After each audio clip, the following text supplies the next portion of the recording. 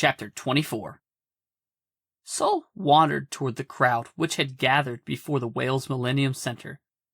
He sighed and lit a cigarette when he saw it was the same bizarre spooky mob of people and pets that had been chasing a young couple earlier. Now, what the hell were they doing? He didn't like to walk. For God's sakes, his physician had instructed him to do so, for blood circulation. The last thing he wanted to see when he came down the boardwalk this morning was the army of possessed, bug-eyed weirdos. He just wanted to get a damn pint and watch the ladies play beach volleyball. It was going to be a warm day. The crowd, every man, woman, child, cat, dog, and granny, suddenly began shouting in unison, "I can hear you! Turn it down!" Sully dropped his smoke, mouth agape.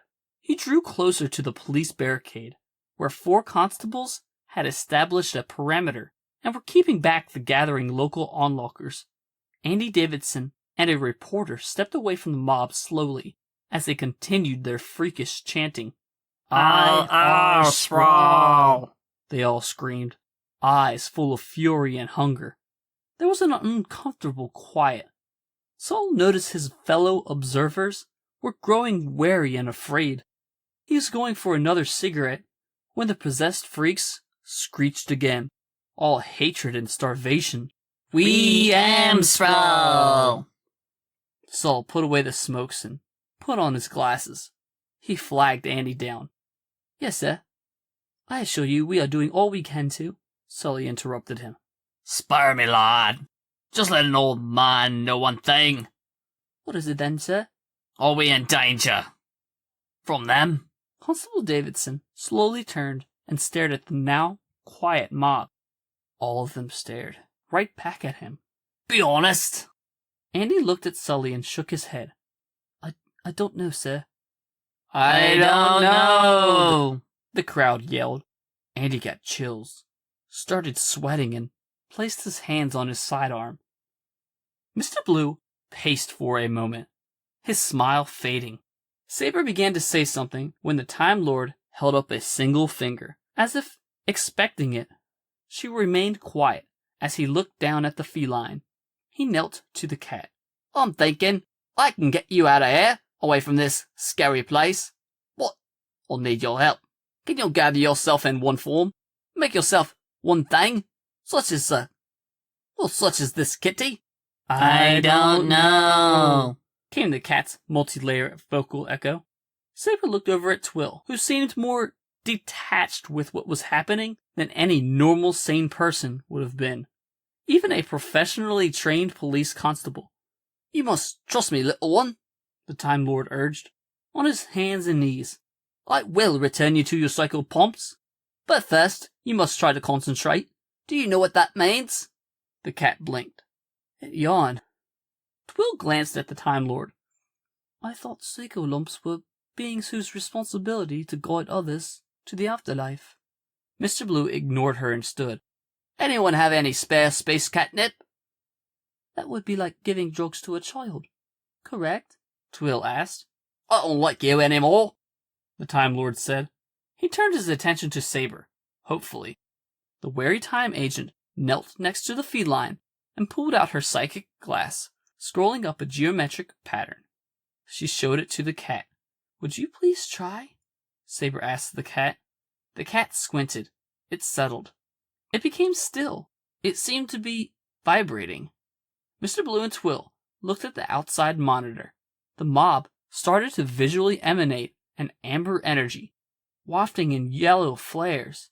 The local onlookers behind the police line appeared divided, some curious, some afraid. One officer stepped forward. The Time Lord assumed it was to speak to the crowd, to relax all the locals.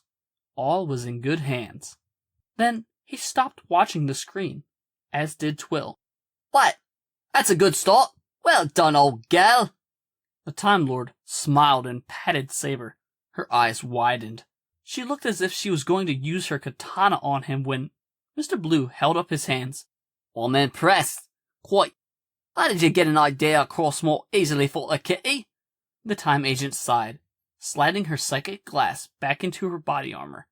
I showed it a graphic representation of nitrogen, oxygen, carbon, and hydrogen forming into alanine, and simple colors. Several separate things merging into one seemed like a simple enough visual idea. Cats have great vision, you know. I will try, came the feline's freaky chorus, startling the Time Lord. Mr. Blue grabbed Saber's shoulders, which also surprised her. What will I do without you? Andy Davidson stood his ground, unbuttoning the strap, which would release his firearm. He didn't want to have to go that far.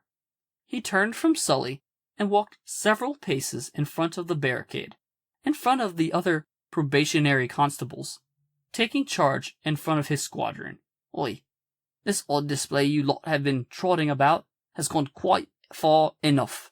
I am hereby ordering you, all of you, and your glowing pets, to desist and disperse. The sun was coming up in the far distance, obscured by the immense, ever-present storm clouds. Lightning was rolling out from the waves, far away, accompanied by thunder, past darkness.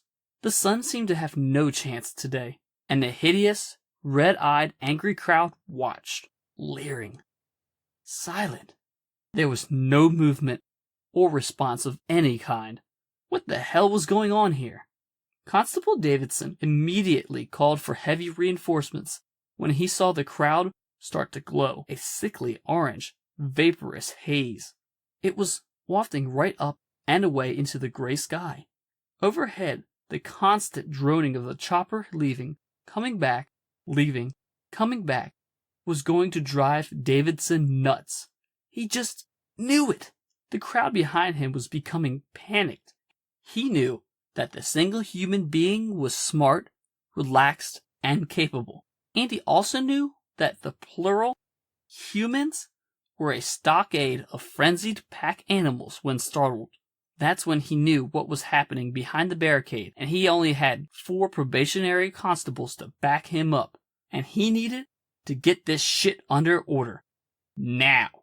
Send Hermes. Send Operation Magnum. Send Bloody Unit. I don't care. Just get some reinforcements down here now.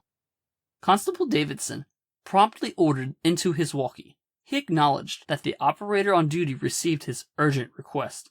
Andy turned to the crowd, which was quaking or moving about, shuffling, emitting some kind of a sickening yellow radiation, he assumed. Stay back, all of you, Constable Davidson barked. Do not come any closer. The mob appeared to be moving, in unison, very, very slowly toward the barricade. Andy Davidson was terrified when he heard the next thing which the crowd of hungry, mad folk and animals shrieked, in one horrifying voice. I will try.